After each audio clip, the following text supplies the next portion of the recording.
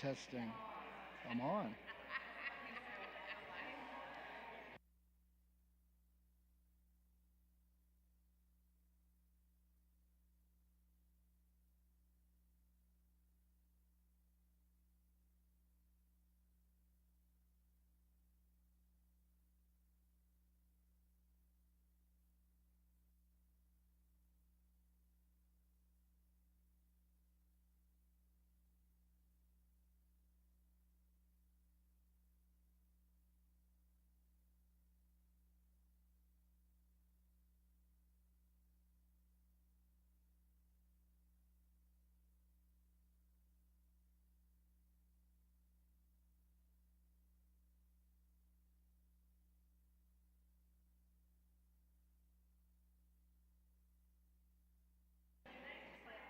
Hello.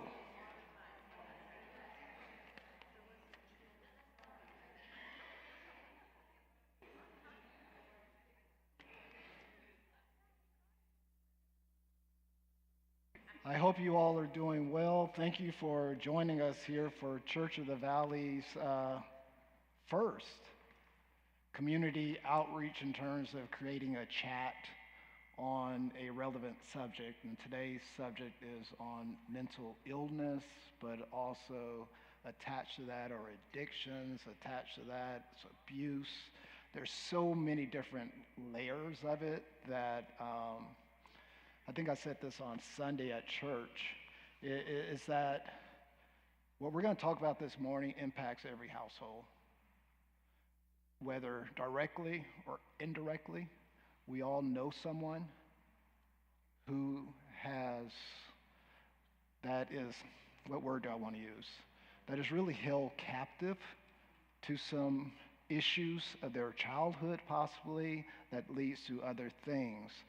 And here in the U.S., there's a stigma attached to this, that there's shame, that they're embarrassed. Parents don't want to talk about their children who might be struggling with things. And just because, someone like me is in ministry, it doesn't mean that Joe and I are protected from this. This is part of life. And it is real. If you look at some of the things that are going on in the United States in particular, but also globally, there's a common denominator of a lot of that. And we can either just keep ignoring it and trying to come up with different things, or we can hit it head on. And as a community, come together and say, we're all in this together. And so the intent today is really educational, is to give you an understanding the best we can of what's going on. And I am not the expert in this, so I thank God I understand what my limits are, but also I'm thankful to God for the doors that he opens as a pastor to be able to bring our three guests up here. So with no further ado, Hillary, Brandy, Karen, if you guys come on up. And let me grab a mic for each of you.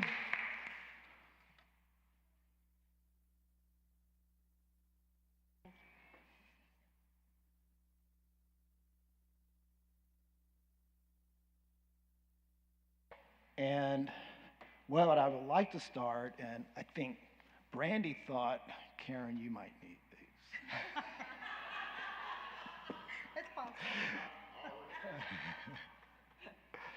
And what I would like to start with is, Hillary, if you can just speak a little about Red Songbird and also a little about yourself, and then Brandy, I'll hit you, and you guys share a little, and then Karen, we're going to circle back to you to tell your story in terms of why you're here, because it's significant for folks to hear.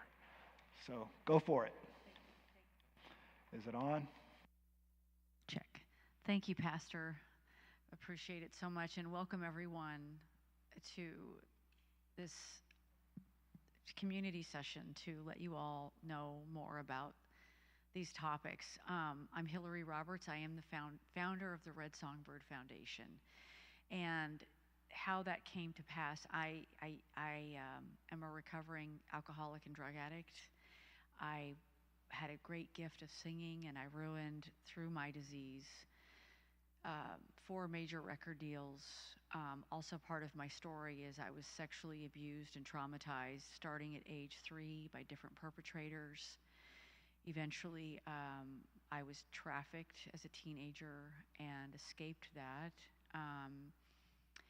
And the core belief I had about myself was not good. And the belief I had about the God of my misunderstanding was that he despised me. And basically, I finally got sober.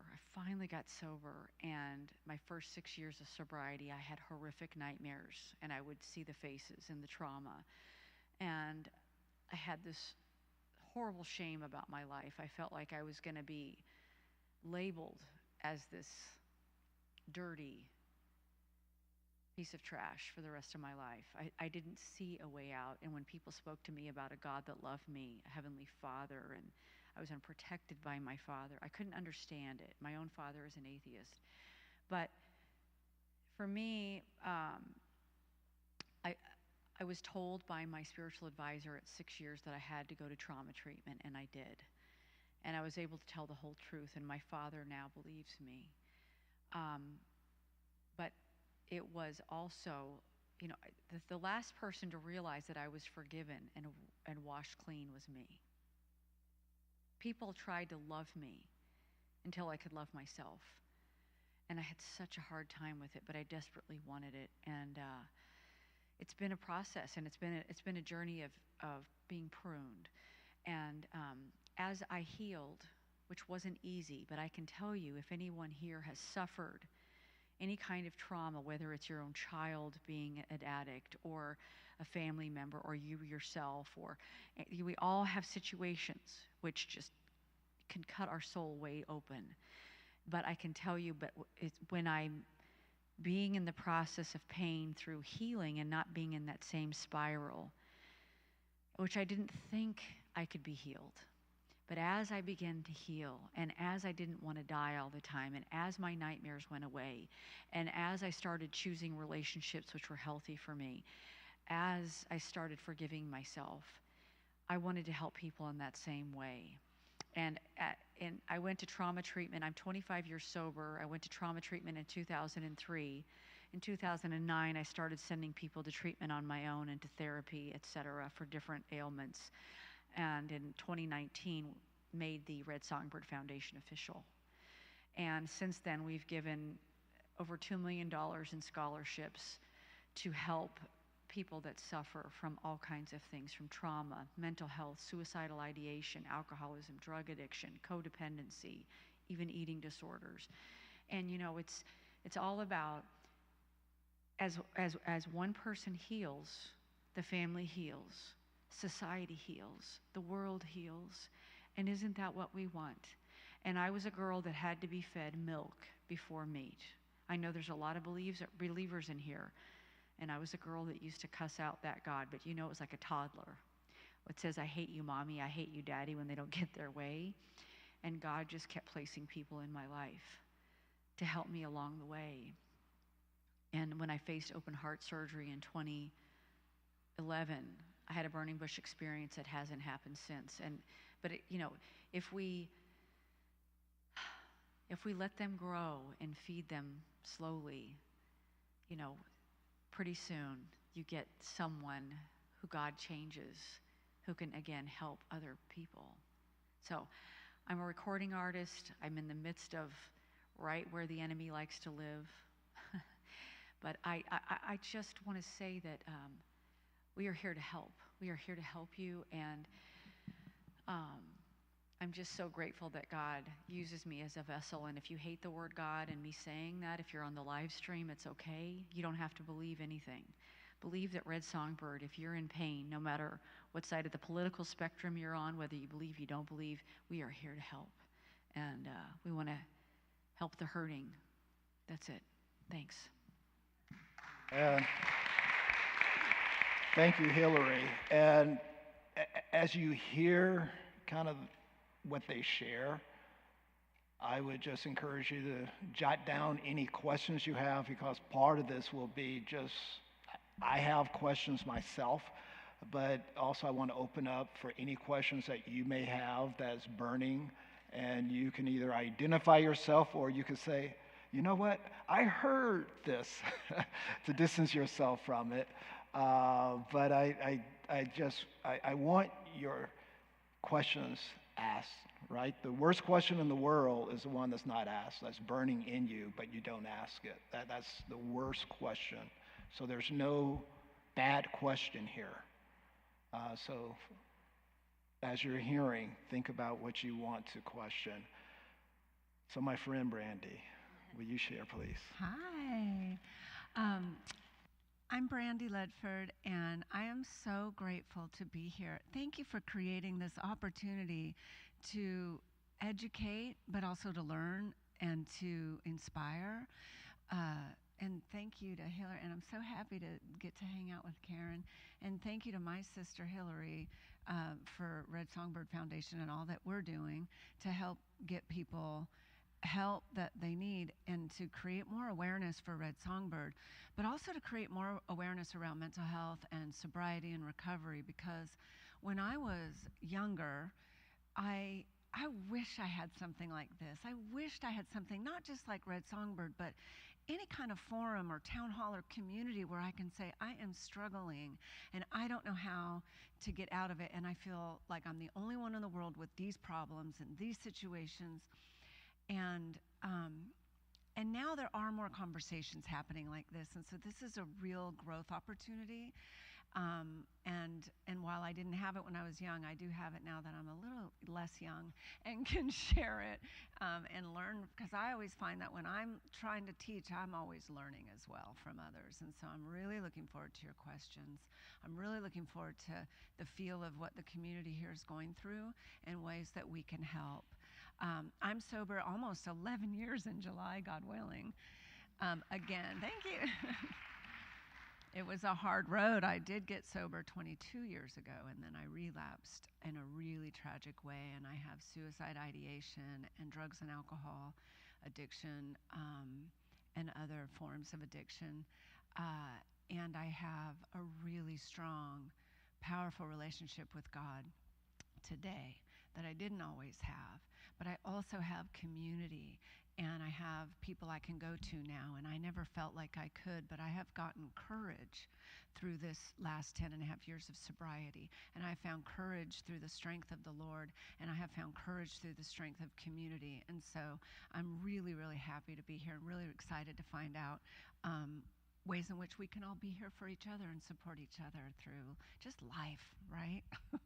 Thank you. Thank you, Brandy. And part of our worship tomorrow. So today, it really is to educate.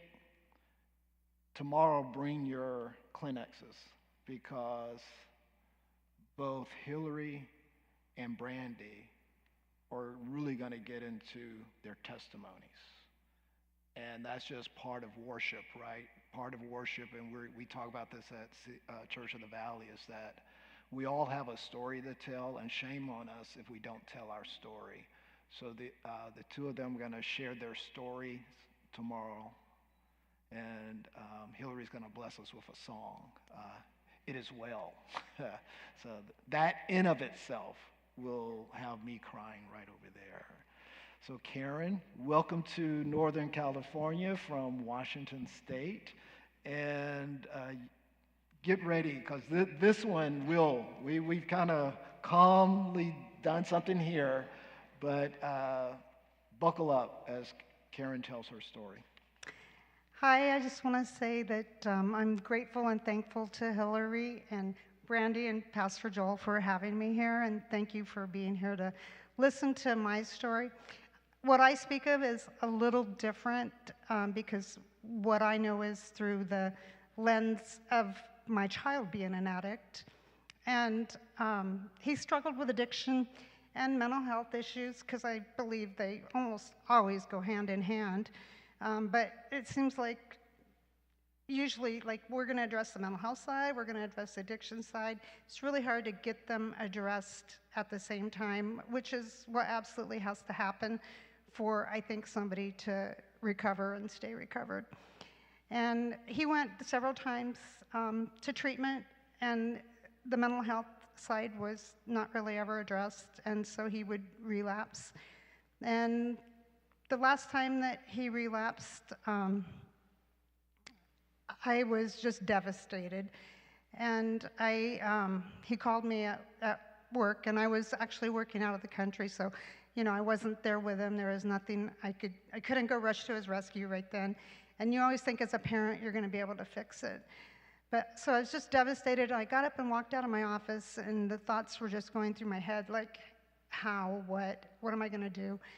And how alone I felt. And I went back and I sat down in my office and I wrote something out. It was just kind of an analogy of what it's like. And if there's people out here that have loved an addict, you're going to totally identify with what I'm going to tell you. But I felt like I had been with him on a mountain and he had fallen off the cliff. And I went over and looked at him, and I could see where he was, but I couldn't get him back up to the top. So I told him, I'm going to get you help. Just hang on, I'll get help. Stay where you're at. I'm going to get you help. And I left him to try and get help, but this is the thing, is nobody really knew how to help him. And it seemed like every time somebody would try to reach out to him and give him help, he would just fall farther down the cliff. And initially, when he first became an addict, friends and family, they were up at the top of the cliff with me, being encouraging, being supportive, telling him, hold on, stop falling, you can do it. And it's like they thought he could just make the decision to stop falling, and that he wasn't willing to stop falling. And pretty soon you look around and you realize that those people have left you at the top of the mountain because they don't want to see you, your life being devastated. And so they just can't be there with you anymore, so you're alone. And it's just you trying to figure out a way to help him. And it's super, super hard, and they're telling you, you just gonna let him fall. When he gets to the bottom, if he's alive, you can help him. You can help him then, but you can't help him now because he obviously doesn't want to stop falling. So you just need to let him go, hit the bottom, then you can help him.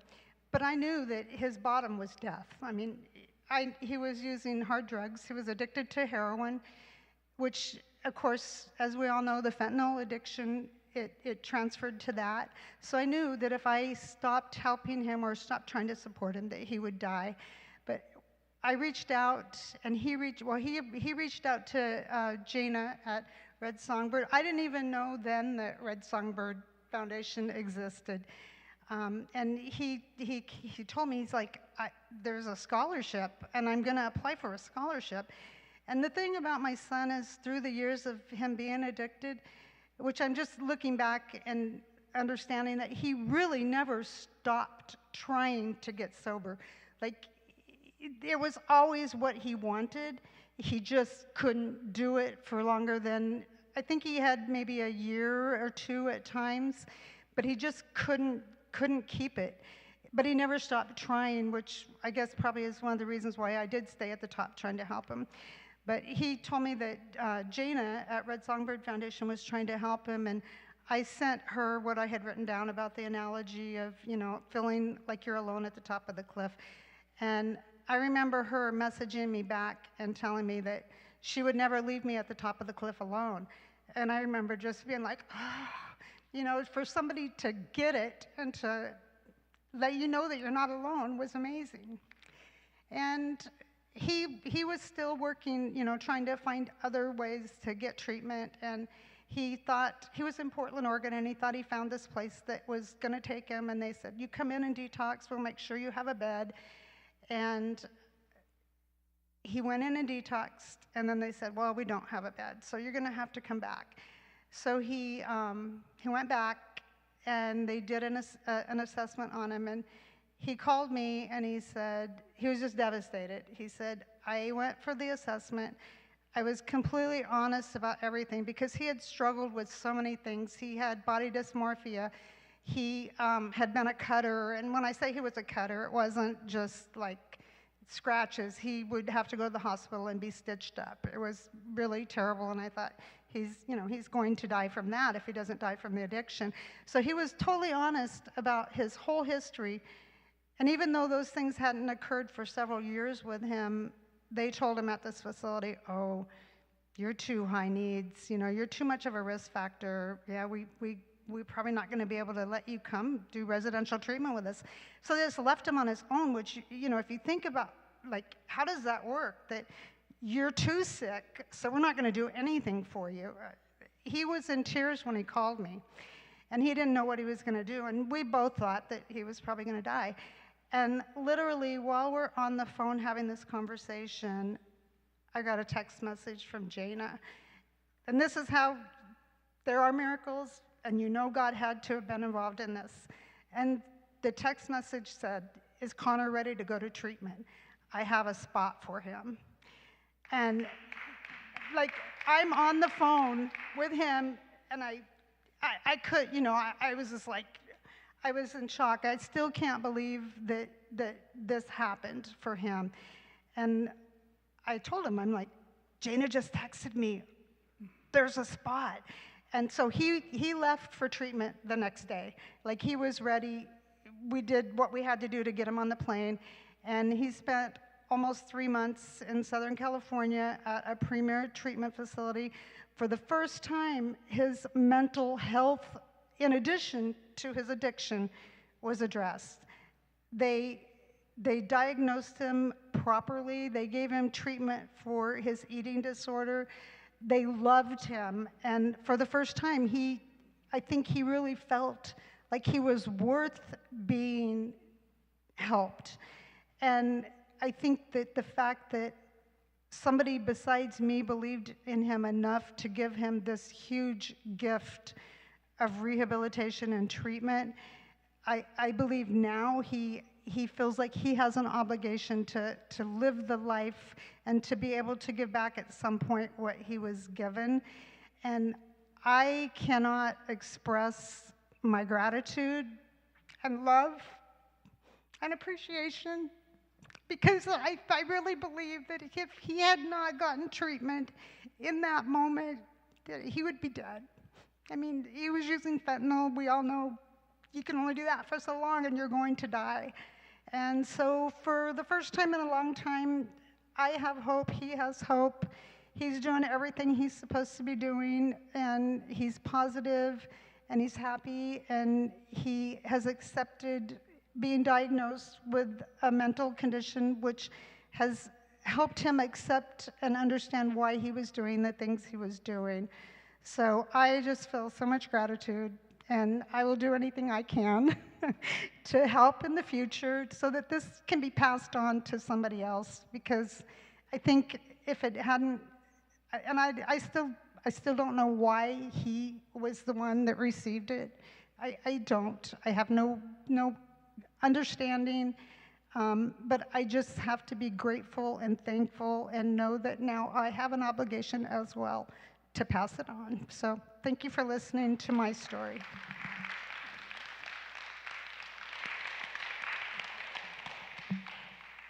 Thank you, Karen, for sharing that story. And a couple of points that I heard is, for us, let's not wait till a loved one hit the bottom.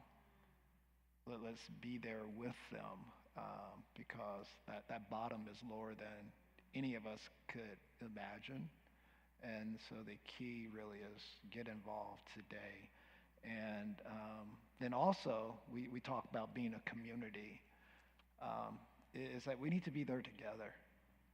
And, one of the things about Red Songbird is that it wants to remove that stigma that's in our environment, that's in our culture, so we can come together. No man, no woman is an island. So we aren't to deal with these things on our own. And there's resources. And so part of this is to educate you that, it's just a call away. Dial that number. And like Karen's son did, he wanted help. And so you have to do that. So I've heard a couple of terms, Hillary, that I'd like to start with you. So two terms I heard, trauma and mental health. Could you give a little understanding of what those terms mean? Well, trauma is anything, I believe, that shocks our system. It can be anything. And what it creates is a reactivity within us, also known for people as PTSD. And so we're constantly reacting to the event that happens continuously, even if it's a normal approach to us. We see through the eyes of the trauma. And, you know, it depends what kind of, you see it with soldiers and how they still are in the battle. For someone like myself, I was still in the abuse. Even if I was near people that were safe, I felt unsafe. I saw perpetrators everywhere. It was the nightmares, all of those kinds of things. Trauma can be from a rageful parent. It can be from one incident that happens, even as an adult. I mean, it's, and then we can turn around with a core belief about ourselves and traumatize ourselves, re-traumatize over and over and over, and make it worse because we don't have the tools. So I would say anything that is a shock to the nervous system, anything that, and neglect, parents passing away, being abandoned, watching a parent go through their trauma. So that's like, you know, watching a parent get abused, alcoholism, drug addiction, and all the things that go with that, many, many elements. Mental health is, you know, that something happens, I don't like it, and for me, and this is just my experience, I'm not a doctor, I'm just a girl that's had 100 million hours of therapy and help and research things. But for me, when I'm in complete mental health, in this moment, in this body, everything is okay. Everything is just fine. And mental health is, something happens to me, I don't want to go die over it. Mental health is, it's also sometimes where we need to be medicated. Sometimes someone is manic depressive. Sometimes they have multiple personality. Sometimes they're depressive. Fortunately for me, which my therapist told me, is that I'm very fortunate that I don't have multiple personality with all the trauma that I went through. You all remember the movie Sybil? I mean, that, you know, that she experienced horrific trauma. And mental health is about, you know, getting on the right medication if we need it. It's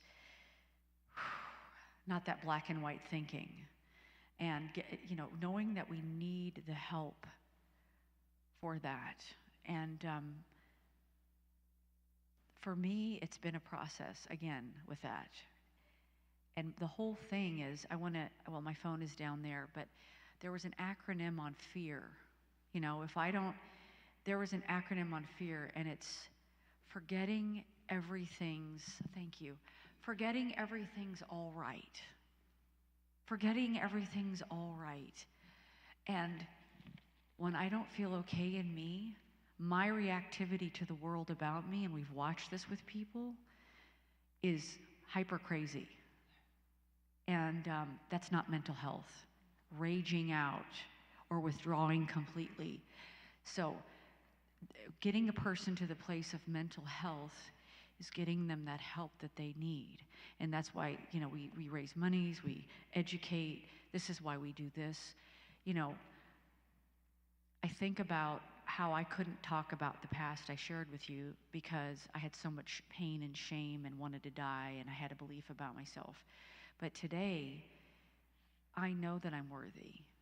Today, I don't allow abuse in my life. Today, how do I regulate my mind? Well, for me, I do it through prayer. I do it through the community, through having a spiritual advisor. I do go to therapy.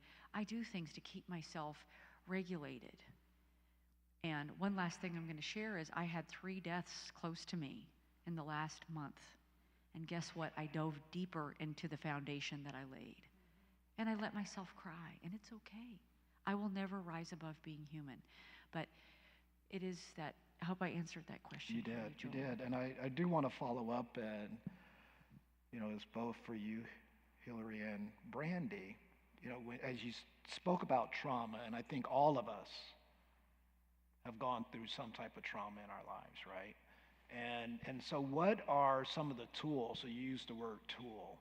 So I think therapy, that's certainly a tool. But what are some of the other arrows that we can have in our quiver to pull as we're going through our trauma? Or Great question. So I'm going to answer that. Yep, but go back. Because I was inspired by Hillary talking about mental health, I was thinking we have spiritual health, we go to church, we pray. We have physical health, we work out, we exercise, eat right, hopefully, not all the time, not every day, but a lot. And we need mental health. And to me, that is talking and getting out what's up in here.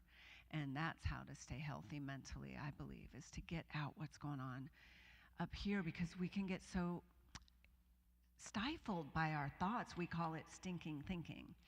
And then that's when I start to spiral if I'm not getting it out. And so I think that's a really, really important question about mental health. What is mental health?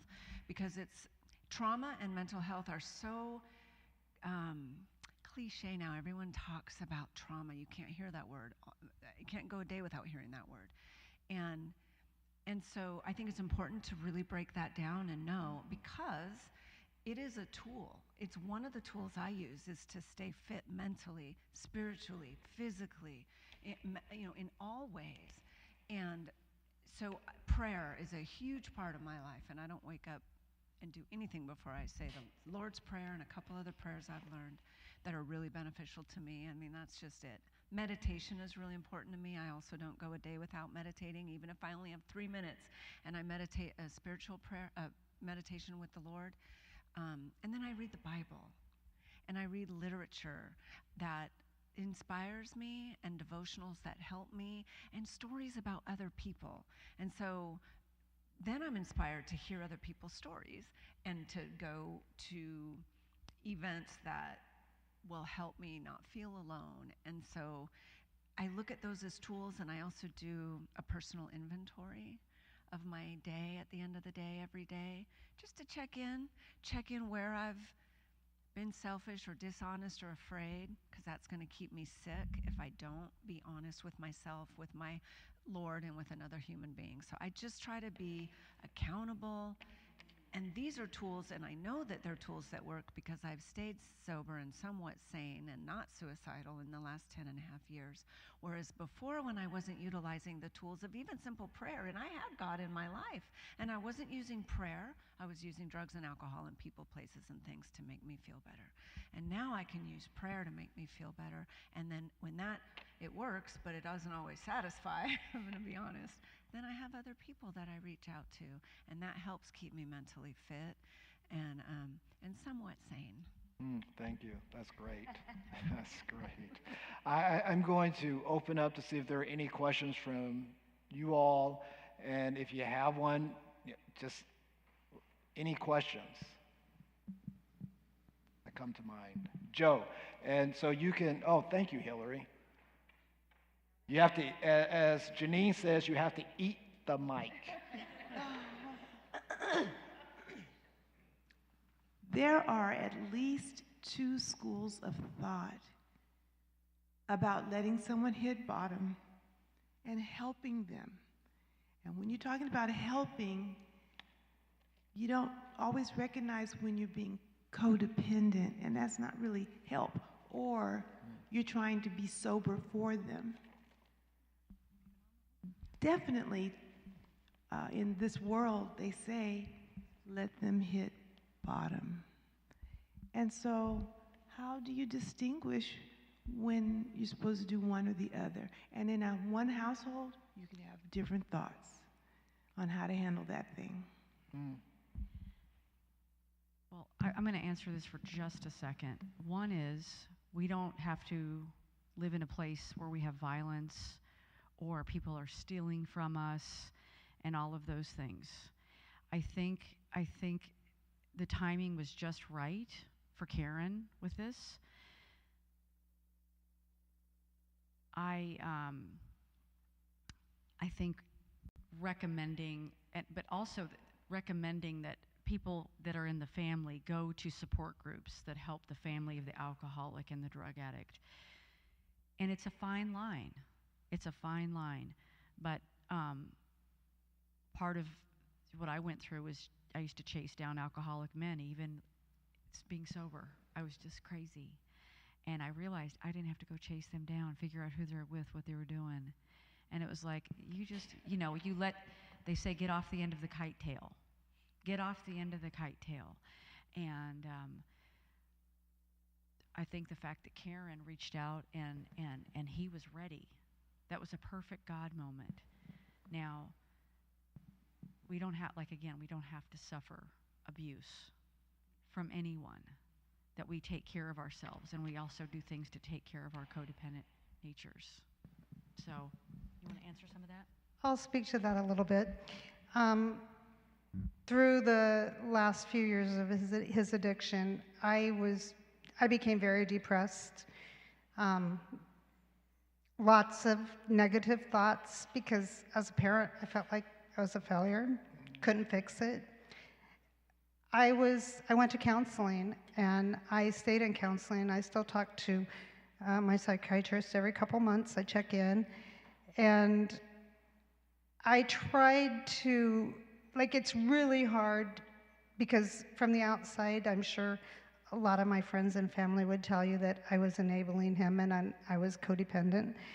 And I'm sure to some extent I was, but I think if you know in your heart that without your help and support, that the bottom for that person probably would be death, then I think, I stopped helping him, you're not getting money, you're not getting these things, you're not, there's a certain point when you realize that those types of things, you are enabling him. But I tried to approach my decision making with the thought, well, if he dies, how am I going to feel about this decision? And I'm glad I didn't give up on him,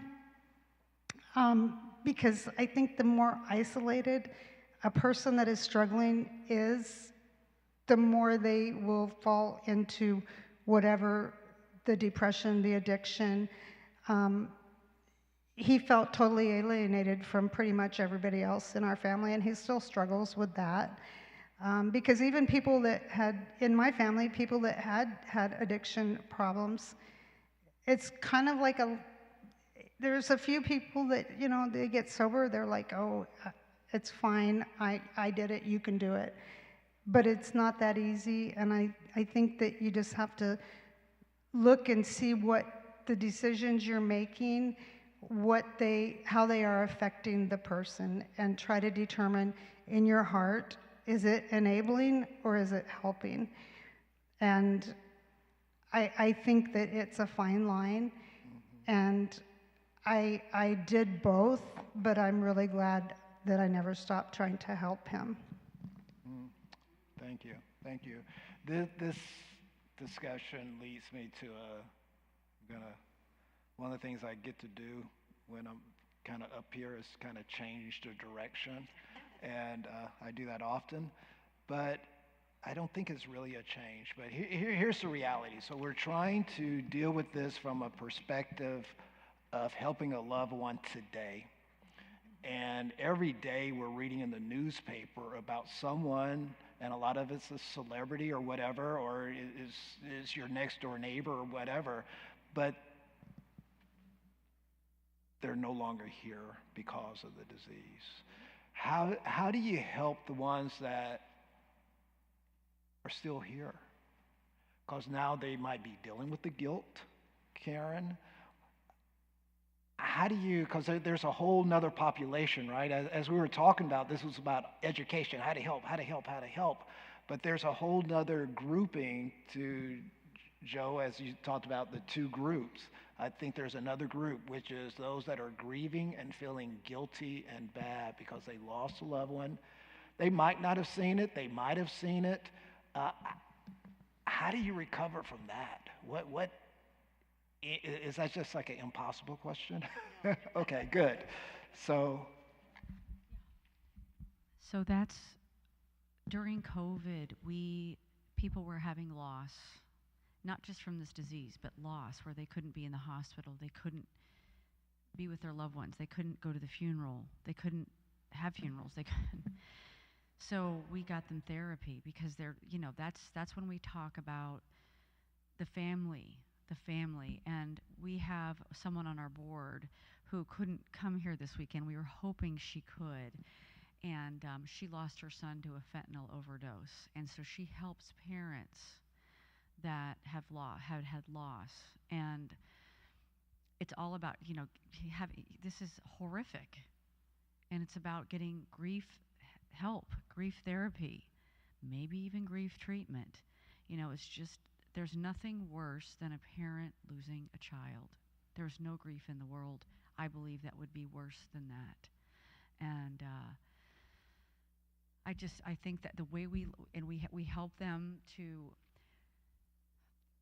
grieve and to somehow and connect with people that have the same losses, because it's always about that community, right? And to start assembling some sort of life. And there are different people I've known, whether it's the significant other that killed the son or the daughter, or someone dying from a hospital procedure or an overdose, or Sandy B, who was a friend of ours. There was a TV show done, and his daughter was murdered. It's still unsolved. They think they know who it is, but they can't say. And he had horrific loss, and he said I had to make a choice right then and there to forgive, or I was going to be. And I know it was very, very. He grieved a long time, and he met with other parents. So it's how do we do that? We come together and we connect. It's about connecting with the people that we can relate with. So, anybody else have thoughts on that? Well, I just agree with you completely. Connection is so important, and living by example, right? We're talking about Joe's question about rock bottom, and the fine line between enabling and detaching, right? And I believe you can detach with love, but that we have to be examples ourselves. And then when we can't, God can. yes. Right? And so I just believe that you can ask for people to show up for you and show you the way, and it will happen. It has in my life every time. Thank you. Yeah, there is a article, I can't remember who forwarded it to me. I don't think it was the one you sent, Robert, but it's about forgiveness. And there's a whole physical thing that happens to us when we don't forgive, and the power of forgiveness. And so it's not only about forgiving someone else, but it's also about forgiving yourself, because we're physically making ourselves sick by not forgiving others, but also ourselves. And I love what Brandy said earlier, which is, she takes an assessment at the end of the day, and just be real with what's going on in your mind. Because it's real in your mind doesn't mean that it's factual, but it is real. So acknowledge that, and then deal with it so you can rest well, because rest is important. Yes, go on. So here's the deal. There is no amount of love or gifts or, God was offering me these record deals, everything I wanted to be. There is no power on this planet that could have made me stop my drinking and drugging. So if someone here is lost, people, it's not your fault. And in my addiction, my grandmother would send me letters. My mom would call to check on me. People cut me off from food or housing or other things, but they would check on me, and they would let me kind of know they're there. By the grace of God, I'm here. I don't know why certain people go and why certain people stay. Both of my cousins died of this disease, one from fentanyl, one from suicide. So, and again, there are programs that help the families to learn about that you don't have that responsibility. And for the people, again, I'm speaking more with milk today, and because I don't want anybody that doesn't have a faith to feel like they can't get the help. Because I was a woman that didn't have, I had faith that God hated me. That's what I had. So, that's. Yeah. Can I say? Please. I just want to touch on what you just said, Hillary. And one of the things that, through the different support groups and things that I tried to do when I was struggling with my son's addiction, one of the things that they say is love them where they are, which is what happened to you. They still loved you. And I finally, at some point with my son, I realized that me being angry and frustrated and trying to, power him into what I wanted him to do wasn't helping, and I only felt worse about myself. And so I tried to remember that, to just love him where he was, whether it was where I wanted him to be or not. And I think that that's what God does also. He loves us where we are. So that I think is an important thing to remember. Did she take it away from you? I heard your amen, and I thought, okay. Was that what you were going to say? No, but I'm not following that. Just leave that out there. Allow that to marinate. I love it. I love it. Carol, Yes. I see you in the back too, Yes. girl. I'll grab you. First of all, my heart went out, was totally broken with Brandy's testimony. And as she was speaking, some thoughts came. And I think when people are broken and sick and ill and dealing with addiction or whatever, we focus on the brokenness, the illness, and then there comes sometimes judgment. And if we focus on the individual, not the illness, the sickness, focus on the individual, you're able to love. And it's difficult to walk and leave someone on a mountain or to judge that person when you see beyond the illness, the brokenness, and you see the individual. That's what went through my heart as you were speaking. It's like they just focus on the illness, they focus on the brokenness, but they didn't see beyond that and see the humanity and then love that through that. And that's how you were able to do that as a mother. You loved him through it. I just kind of wanted to put that out there. Thank you. Thank you, Carol. Carol, for you guys, she's my amen group on a message. So when I'm struggling with a word, she's the one that will provide me the word.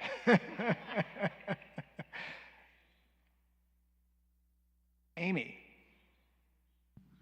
I think this is geared towards between Joe and Karen's conversation, and I think that you could probably speak best to it just in your experience with your son. But I just was wondering if you'd ever approached it in the sense of, because your son's, you knew he was going to die, it's progressive disease, and knowing that's the end result. But at some point, it's not just the letting go to rock bottom, knowing you know that's the end result, but also dealing with loving him where he's at, and the harm reduction, right, which is trying to help reduce a harmful environment and kind of trying to not let that progression go to the point where if you knew if he was going to hit bottom, and kind of trying to intercede on that behalf that way, and if that's something that you had dealt with. Well, harm reduction, like, are you there's different schools, like the harm reduction, like out in the community is a lot of times like they make clean needles available for people because that's harm reduction for people that are in that type of addiction. For me, I tried to do what I could do, and when I say like towards the end of his addiction before he got clean, I tried to love him where he was, and I believed that he was probably going to die, so I tried to, my interactions with him, I wanted if this was going to be my last interaction with him, I wanted it to be positive and not negative. But I did try to do everything I could for him to get him into treatment, to facilitate treatment, to help him, to try and get him into psychiatric treatment. But I think a lot of it probably is, and this was hard for me to accept that, if they're not ready, they're not ready. That's probably true, but in an addict's cycle of addiction, there are different moments when they're going to be ready. And if they don't, like they might be ready right now and there's no help, so they go back into the cycle. And it might be a long time before they're ready again. So I think by loving them and just being there, maybe you're going to know when they're ready and you won't miss the opportunity to really be able to get them legitimate help. I don't know if I answered what you were asking. Scott? Yeah.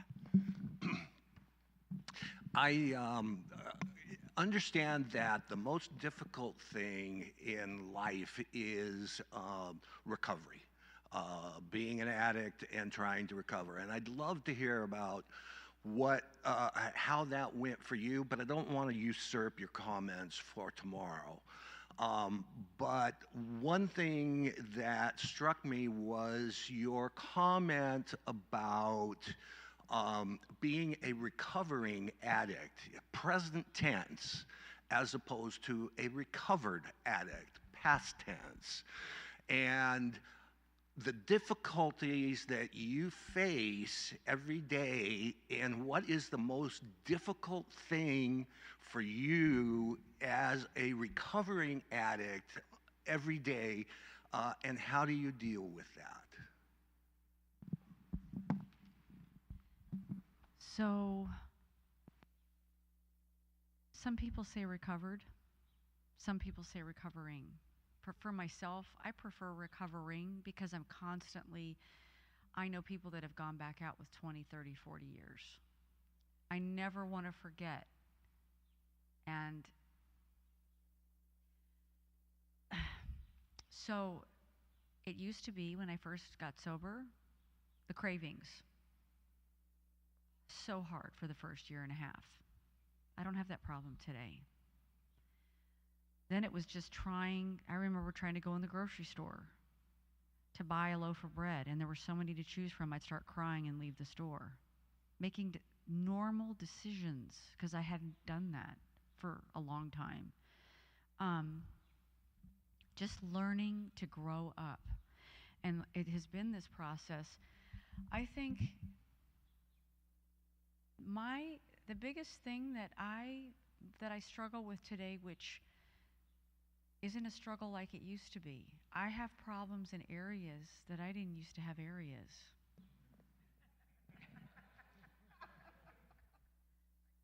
Oh wow, I need to get some gas.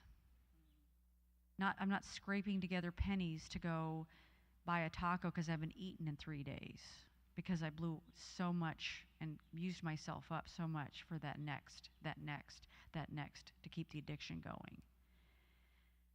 Today, my biggest problem, I'll quote a man that I used to hear for years.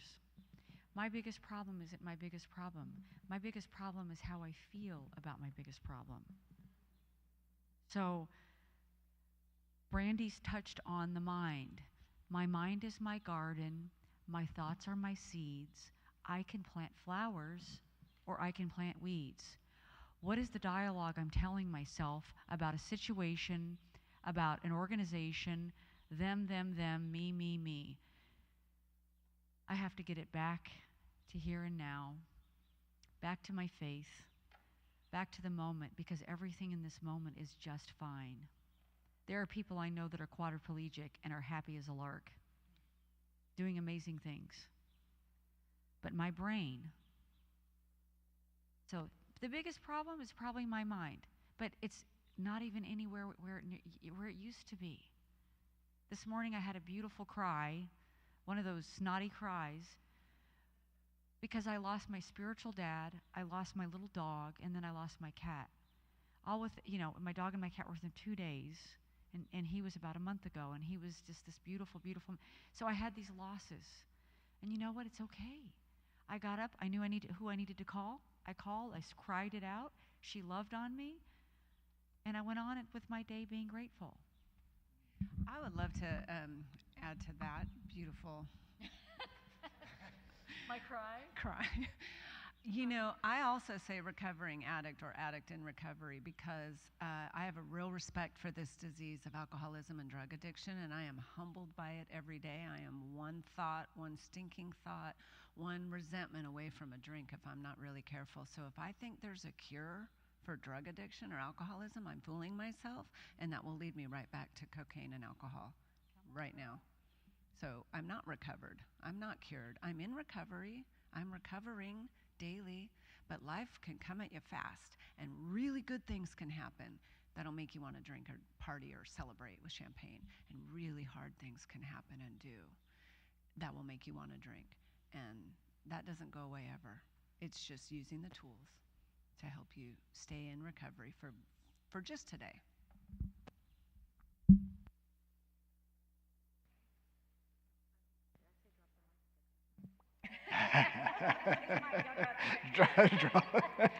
Yeah, you guys got to bring your own mics if you're going to drop them. Don't drop the mic. Don't drop the mic. Bernadette. Okay, so I go to church here, and just recently I realized I got to start coming out with my story as well. I am a recovering addict alcoholic. I am not recovered. I have 35 years off alcohol and cocaine, but you guys are talking about tools and everything you're saying. That's where I am too. Except, let me tell you, this morning, my neighbor wanted to know where the Roundup was, and he said I used the whole gallon, and I know I didn't, but for some reason it triggered me into past experiences that I did go to therapy for too. And things like that they don't go away, and I get in my mind too. I have to say that the biggest thing that's keeping me from going back to alcohol and cocaine is Jesus and God. I finally replaced it. They used to tell me in rehab, just give it up to God. And I'm like, well, how do you do that? But the longer I went, the more therapy I went to. I did it on my own. I didn't have a group to help me. I had to go find these things on my own. I've watched 4 siblings in the past 7 years die from addiction and alcohol. There's one more who supposedly quit drinking that I don't even talk to. They treated me so badly when I quit because they didn't want to admit that they had a problem as well. Sometimes you can't help people. You just can't. The only thing I know is that I just have to lead by example, I guess. But mental illness is definitely 100% something that I found that I had no idea, and I did have the DID, or multiple personality. I've worked so hard on that, and it's very scary that it's still right there. So I have to go to my head. I have to go to Jesus and say, get me out of this. Help me be strong. Sometimes I want to cry like a baby and have people feel sorry for me, but that's the old me. And I had to grow up too and find the mature me to get past all of that kind of stuff. I appreciate all 3 of you. There's 4 of us.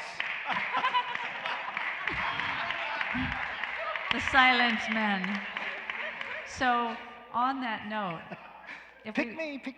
on that note, so when we talk about scripture, when I was ready to have meat, there are beautiful tools, and there are people that can, some of us have to have a lot of community. Some of us have a very fast awakening, and it's like, boom, mine has been a more slow learning process, but as getting into scripture, and we'll touch on this tomorrow, learning that I am fearfully and wonderfully made, that God will double my portion. I think he's like quadrupled mine. He will restore the years the moths have eaten. And yeah, it tells us, the Bible says to take every thought captive. That is my responsibility. God, take this thought. When I'm having those thoughts and it's not good, get thee behind me, Satan. I mean, we're going to bring some church tomorrow. You people online, you ever watch out. I hope you tune in, because that's the thing. And in that word is just stuff I can grasp onto. When we talk about the terrors of the night, the nightmares, Psalm 91. We meditate on these. I mean, this is like some of the stuff that I keep close to me. I know.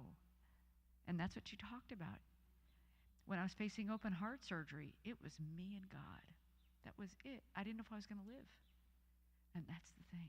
When it comes down to the end of it, people around us, the community, but when it comes to that point between me and a drink, it's me and God. But I love that you shared that, and I love that you shared about being triggered by that Roundup situation, because that is because that's a little thing, right? But those little things can really, really, really affect us, and I know that to be true. And in sobriety, I've had a stroke. I've also had some really intense things happen that I didn't even think about a drink. I thought about God. But those little hangnails, those little things that are like, I can't get this thing in the socket, it drives me insane. And it's the time when I need to share about those things too. So thank you, Bernadette, for sharing about your experience and your strength and your hope in the Lord. I appreciate you. And Hillary reminded me that we do have those on live stream. So if you have any questions and you're on live stream, none? Good. I was going to say, put questions on the chat. Any questions here? We have a couple more questions in here. I love it. Pauline. Hi. Thank you so much for your testimony. Something you said earlier that touched me deeply, and it breaks my heart. When you said about your son, the turning point for him was when he finally realized he was worthy to be helped, to receive treatment. It breaks my heart just think about that. And there's a new insight that he never thought that he was worthy enough to be helped, to reach out for help. And that made me think about my son also, who 24 years ago, deeply depressed, he took his own life. He didn't think he was worthy enough, and I think that he was reaching out to help. Nobody knew. So it breaks my heart, and thank you for sharing that. Make us think about, meet them as we understand how they felt about themselves. Sometimes they just didn't think they are worthy. It just breaks my heart to think about that. Thank you for sharing that. I'm so sorry for your loss.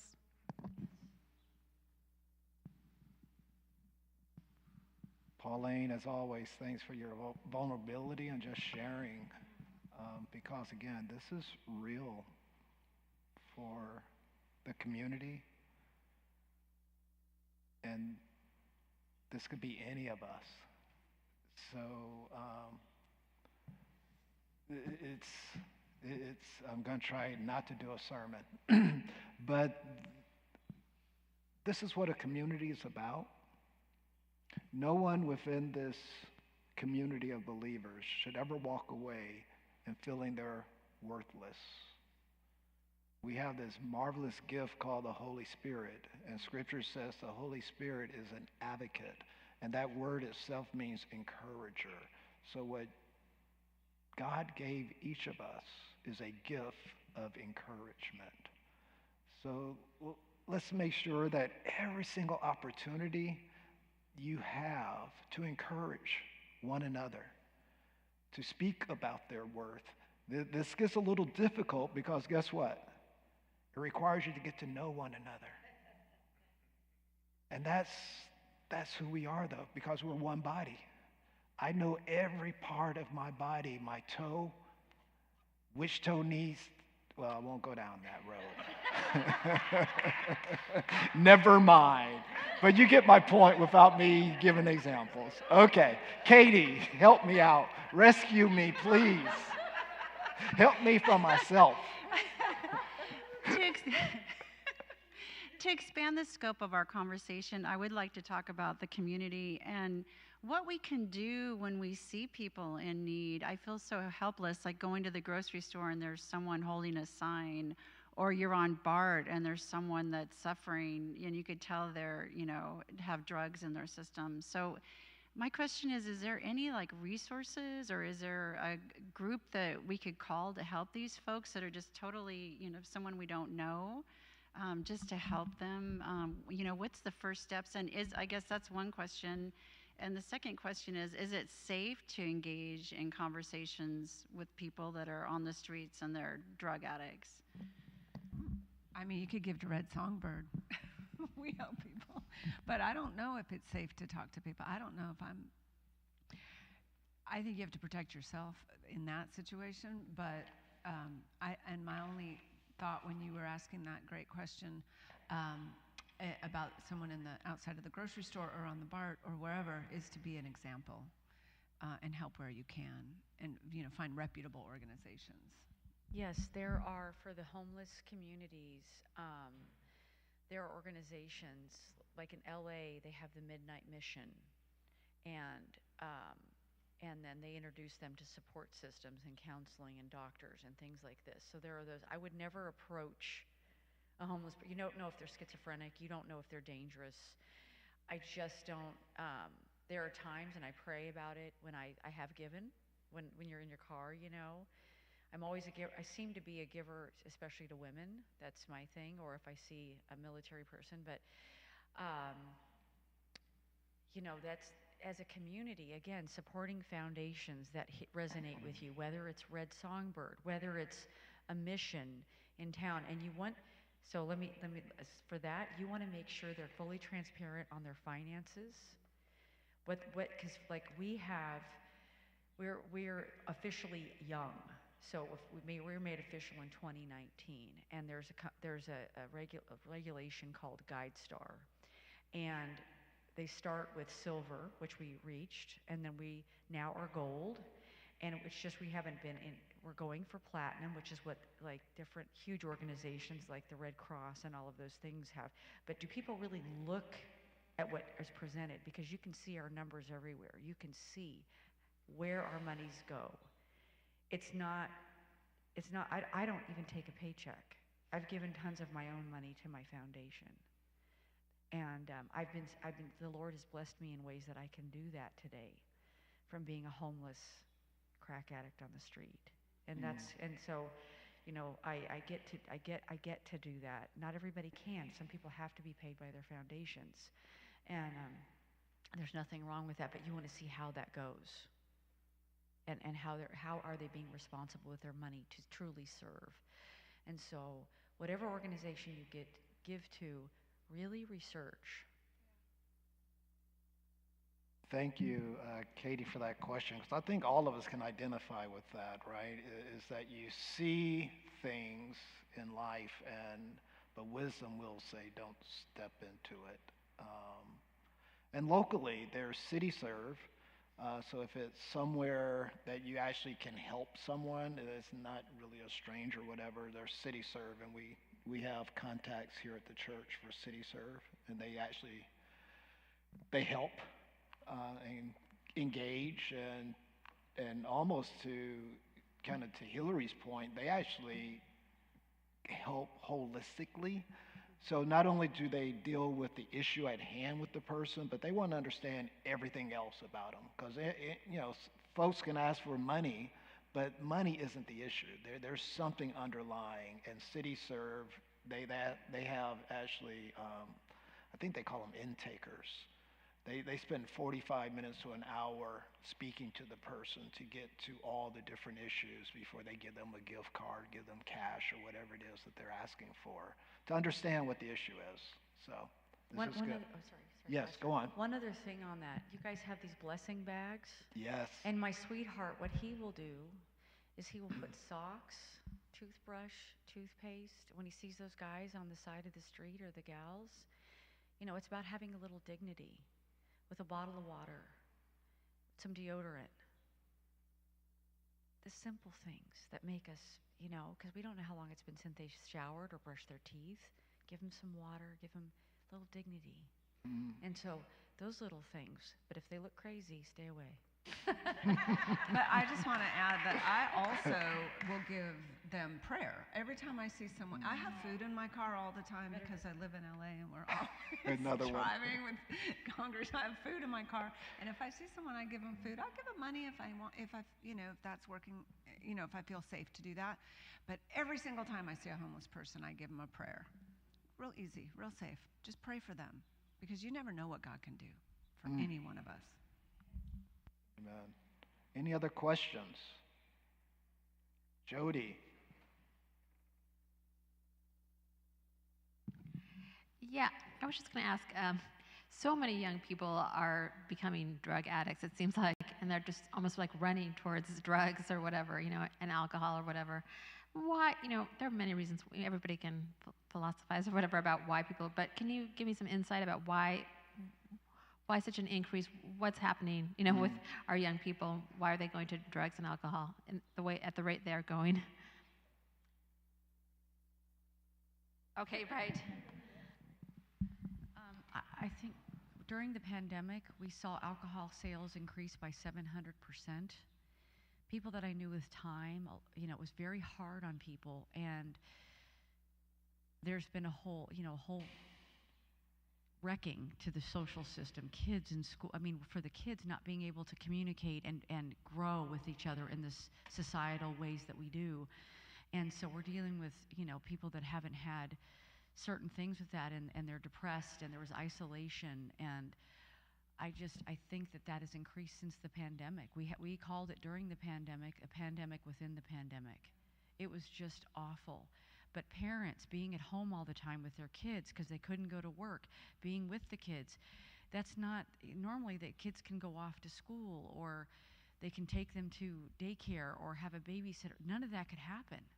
So as a society, it's going to be some time for us to heal. And what we can do is help our young people, help our parents, help the community. And this is what we're doing. We are still healing right now. And it's going to take some time. And again, being that example of health, getting mental health for getting healthy for ourselves, even if you feel like you don't have a problem. Are you sharing with someone about the things going on within you? Are you holding some stuff in? Are you doing things you shouldn't be doing that aren't good for your mental health? Have you stopped doing some things like prayer and being accountable and checking in with people? What are those things? So each of us is our own little lighthouse.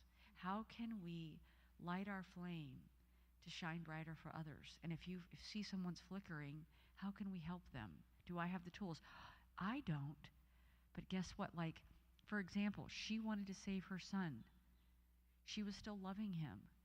But the people that have been there before, through that, helped her son.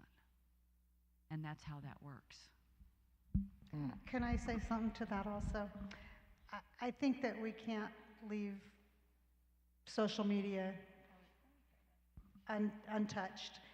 I spend a lot of time with my granddaughter, and even at 8 and 9, realizing some of the things that she could be exposed to via social media, via the internet, and I think that I think a lot of it starts obviously at home with parents, and trying to really regulate. Because I too want to know why. I don't know why, but I think that has a lot to do with it. They know, like, when somebody one of their icons commits suicide, it's right there. They get to know about it immediately, and a lot of things become glorified that shouldn't be. And as children, they're too young to know the difference. So I think that obviously has had an impact. Turns out I do have something to say about that. Loved the social media aspect. I think that's huge.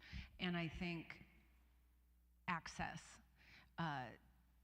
I also believe, that our young people right now are feeling so isolated from the pandemic, but also because of social media, and there's comparing. Comparison is the thief of joy, right? And so a lot of social media, and before social media, and I was in high school a very long time ago, we also compared, and we also despaired, and we also felt lonely and isolated. So it's even more exasperated now, but what I think is happening is it's a distraction. So drugs and alcohol are easier to access. Influence, bad influence, is easier to be susceptible to. But what is this? I'm trying to remember the saying about connection is the antidote to addiction. And so we have lacked connection. And something, when Pauline was sharing and you said, thank you for being vulnerable. Vulnerability is just underrated now.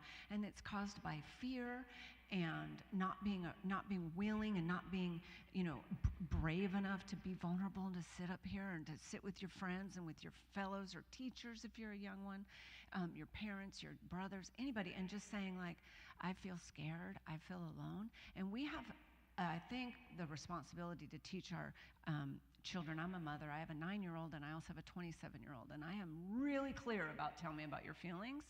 And I can't make them tell me about their feelings, but I can sure, as the day is long, tell them about feelings and show them and model for them feelings and repair and vulnerability. And I feel like on the other side and on the real hopeful side, yes, I believe that we're seeing more kids struggle today than we ever have, but we're also seeing so much more help and so much more hope for our young ones because of good social media and good influence and good opportunities to find help, to resource, to get help, to Google. We didn't have that when I was a kid. We didn't know how to help me at 16 years old. First time I was in jail, I was 16 for a DUI, and the second time was also a DUI a year later. And then it just went downhill from there. And no one knew how to help me, and I didn't know how to be vulnerable or talk about it. I shut down and I just kept using drugs and alcohol, and way worse. So I think today we do have an opportunity to see a problem and to fix a problem with love and community and church and God. And there's just so many things, right, Pastor? So it's a problem. It's an epidemic for sure. This fentanyl thing is horrific. But as bad as it is, I got to believe it's got to get better, and there's hope. Yes.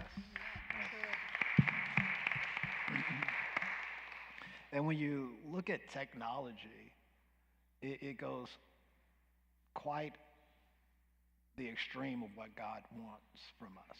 What God desires is the social aspect. He made us to be social. He made us for relationship.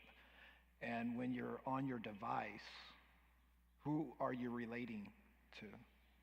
Just a bunch of information. And so one of the questions I was going to ask, and I think the way the last question was just asked, it really answers it for me, is like, is mental illness higher today than maybe 20 years ago? And I asked this of the social workers. Pauline and I had lunch with, there's like 10 social workers that are within the school district here. And so we host them for lunch twice a year. And as they went around and spoke about the issues that they're facing, a lot of it was mental health issues that then led to truancy issues, that led to suicide. It was spiraling. And so a lot of that is just that we're not connected. We are not connected the way God would want. Whether you're a believer or not, he made us all to be social. That's how he made us.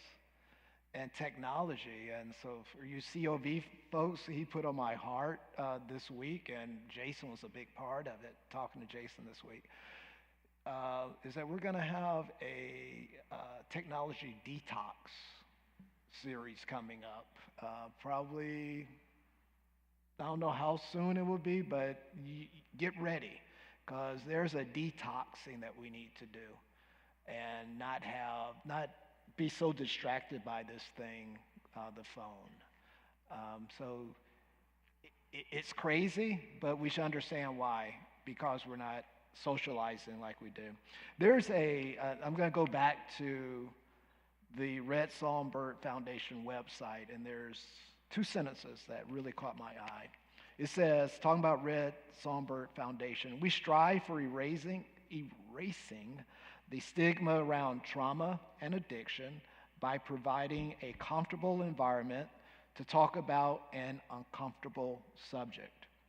Our goal is to ignite a movement where we help people heal from the darkness of their past. And so for Hillary, for Brandy, and I'm on the board, so that's how I'm blessed to get to know them, blessed to be able to just meet them.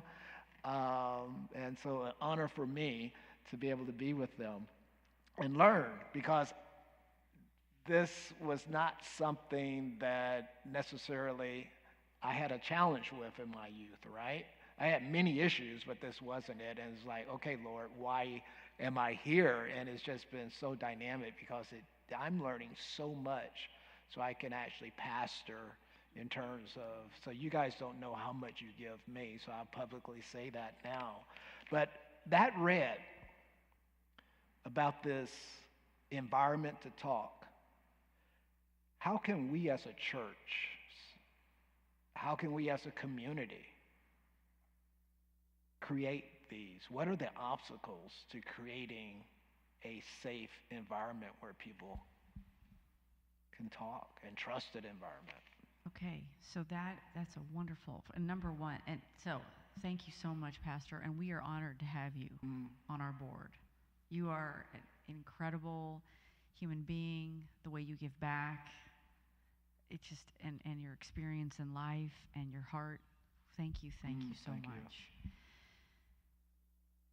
For me, it's about, when I would go to certain churches, I could never share at church, hey, I've been sexually traumatized. Hey, I've been trafficked. Hey, I'm doing things outside of marriage. Hey, because I'd be shamed. So my plea is, the way that I was loved I never getting beaten over the head with the Bible ever helped me. And because I had one relative in my family that would just berate me, and I was just like, whatever, I don't want any of your God stuff. But when I had the love of like my grandmother, who, part of my story is that I terminated. Didn't know that was going to come out. Out of everything I've been through, there's been nothing more painful for me. And there was no way I was going to tell anybody in the church. My grandmother somehow found out through my aunt, because my aunt can't keep her mouth shut, but that's another story. But God uses that too, because my grandmother sent me an article that Jesus forgives that. And but it took me a long time to realize that he forgave me. And as a church, if somebody, this is for the broken. If somebody is, or if somebody falls from grace, I watched how they treated Sandy Patty when she fell, the gospel singer, and she had the affair. Not condoning it, but how can we love? How can we love people? And so my plea to you is make it safe for someone to say, oh my God, I did this. And even if you didn't do it, to say, oh my God, baby, I'm so sorry. Let me point you to the one who can love. Let me help love you through this, and let me point you to an all-loving, merciful God. The story of Mary Magdalene helped heal me from knowing that I had been on the streets doing what I did, knowing who she was. So that's what I ask for, being one of the broken black sheep. Love our black sheep. Let them know that they're not damaged for life.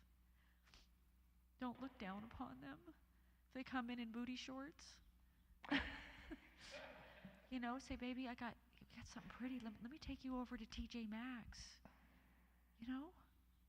That's what I mean. Thank you. Oh, I thought you that there wasn't a popcorn thing going on here, huh? Okay. Any other questions? Because I see. Thank you, Robert.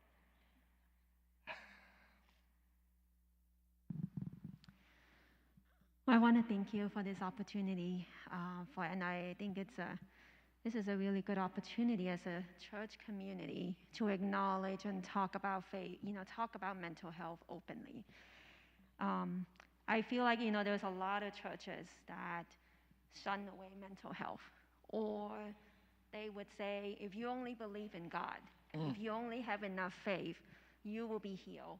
You will not have to worry about mental health. There's nothing. So really acknowledge you talking about a lot of the misconceptions about mental health. And I think as a faith community, we need to embrace people for who they are. They could look differently. They could come in rags and just completely, disheveled. And I think we need to show our love on them, no matter what they look like. They don't have to be perfect. And to be able to openly talk about the struggles. I want to ask about, and I think you spoke a little bit about it, is how do we communicate worthiness, feeling that they are worthy? How do we communicate that? I feel like a lot of people who are struggling, for example, with depression, suicidal thoughts, they have tried to reach out for help, but they're being turned down. They're being told you're not sick enough. You're not at rock bottom. They are told you need to initiate to be admitted into a treatment program. And again, some of them speaking as a healthcare professional. They have to initiate. You cannot get them into help. They need to do it themselves. So being turned down, being turned away, how do you communicate to them the notion of worthiness? Thank you for that really powerful question. So yes, it is hard to instill worthiness in somebody else, especially when it seems like the system is constantly pushing them away and rejecting them. And I think it's just slow progression of consistency, of validating, of really hearing what our loved ones are going through and really being there for them. And also, and I'll say it again, only because I need to hear it myself too, being an example of worthiness and being an example of good self-worth. But I can share only my part of a worthiness story. I definitely grew up feeling very unworthy and very not good enough. And I was always on the outside looking in. And I have also struggled with a lot of trauma when I was a little girl and a young girl. And an older woman too. Like divorce is tough. There's a lot of different traumas. And it beat down my self-esteem and it filled me with shame. And I remember, I don't remember where I was. I was in a church when I found God. I'll tell my testimony tomorrow, but I found God as an adult. And I remember learning about Jesus washing away my shame. And so who was I to feel ashamed when my God has released me from that shame. And whatever that did helped me start, and it takes a long time. I'm still not there. I'm not full of self-worth all the time. But I've been able to rebuild some worth and some self-value for myself, which is actually more empowering that I'm able to do it with the Lord's help without other people. Because you can tell me all day I'm beautiful. It doesn't matter. You can tell me all day I'm smart and funny and I got a good sense of and I'm a great actress. I'm on TV all the time. None of it matters if I don't feel it myself. And I get it from just knowing. And I think this is something I really just learned in the last couple months. So, 54 years of learning. I've just figured something out in the last couple months, that I am worthy just because I exist. Mm.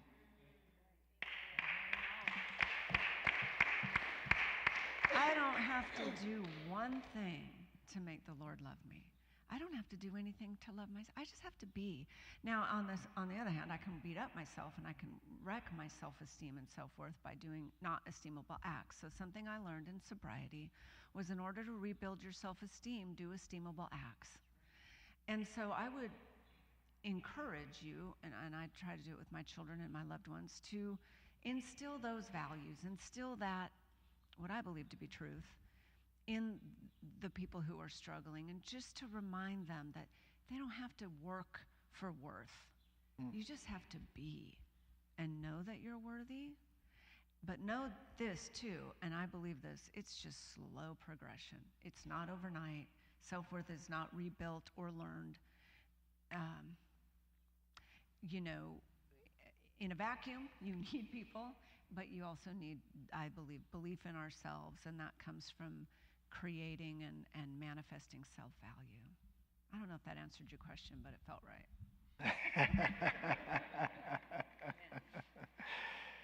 I think it answers the question. It's a slow process, but be consistent and continue to affirm yourself, right? And Yvonne, I love everything that you prepped that question with, is that we make every single thing about our faith and how you feel about yourself. Well, you just need to get stronger in your faith, as though that's the answer. And in all of our trips, God is just drawing us closer to him. So he uses these flaws that we have to draw us closer to him. So we should embrace them because he's just drawing us. And then he, to what Brandy just said, he's the one that will then start refining us the way he wants us to be. And guess what? There's going to be another blemish that shows up possibly that day, maybe tomorrow, maybe the next week. But that's God working on that. That's the good part of faith, is that, so my thing for folks when they say, well, you need to be stronger in faith, especially as a pastor, right? I should never doubt something. And my response is, you know what? I'm a work in progress. And when I'm perfected, I'm going to be face to face. And unfortunately, in this world, you're not going to get to see the perfected Joel. That's the reality. So if you're waiting on the perfected Joel, you're not going to see him unless when you see me on the other side of the Jordan, that's when you get to see him. But here, we're all being perfected. That's the reality. And we're all recovering from something. We all have been delivered from something. He's delivering us from it. God's work is always going. So I love any adjective and any verb that keeps things going, because there's nothing past about us. It's always hope. That's what hope is, right? Hope is keep going, hope, keep going. Hillary, looks like you have a word or two. No, all I wanted to say was I had to look at my phone. So this is something I heard the other day, that God can't move parked cars. And I thought of the emergency brake being on and God like trying to help, he's like, you want Jesus to take the wheel, but take the emergency brake off so he can drive the car. And so that means faith without works is dead. There is work I have to do. I can't, God didn't just come give me the healing. I had to go out and work for it. I had to call people when I didn't want to call them. I had to do work, trauma work. I had to detox, go through the cravings. I had to go through those seasons. And, God, God used the people, iron sharpens iron, and he put the people in my life in just the right ways. Well, not all the time in the right ways, but most of the time in the right ways. So, and that makes me think of James. Yeah. So anyway, Pastor, that's all. All right. You're just going to leave us there on James now. That's okay. Hey, thanks for coming. I don't want to shortchange anyone that has a question. There's coffee, there's water, I think, outside or something, Bernadette or Priscilla. And we're going to stay, we're here to talk, too. We want to Yeah. connect with you. And the great thing about the intimacy of this is that you do get an opportunity to just kind of come talk to them and get to know them. You're going to see that they're regular folks like all of us. And that's why I love them dearly. They don't walk in here and with awards and trophies and, none of that was said. And, and I didn't do accolades and all that. They're just, it's Hillary and Brandy to me, and that's it, And then I get to meet my new friend, Karen, who we have things in common because she was an active Army, Joe, and was in Germany for some years. So we'll get to talk to her later. So thank you very much. I see a few faces I don't know, would love to get to hear your name and talk to you. But right now, it really is about if you want an opportunity to talk to them, there you go. If you have a topic you would want us to have just a real conversation about, just tell me today, shoot me an email, whatever. I'm hoping, and Ariel, good to see you back there. Bernadette, there's Ariel back there. She just came. She hasn't been feeling well, so glad that, yeah, good. But anyway, thank you for this. We probably even do a section 2. Maybe it's next year, maybe it's this year, I don't know. But I hope you see the value of a conversation like this, that all of us will invite folks, because this is needed. This really is needed. But and I'll say this, because I said this to Hillary. I said, man, these folks are so slow in coming here. And she said, the ones that God intends to be here, they'll be here. So that's a woman of faith there. So God bless you. Thank you for coming. And stick around. Uh-oh. Oh, and I just wanted to say one thing. Thank you for, on this beautiful day, coming here, because it shows your heart. And sharing your questions and your vulnerabilities. And that's why I'm vulnerable up here. I share who I am whenever God leads me to do it or it falls out of my mouth, because it's that heart connection. So thank you, and I'm looking forward to talking more with you.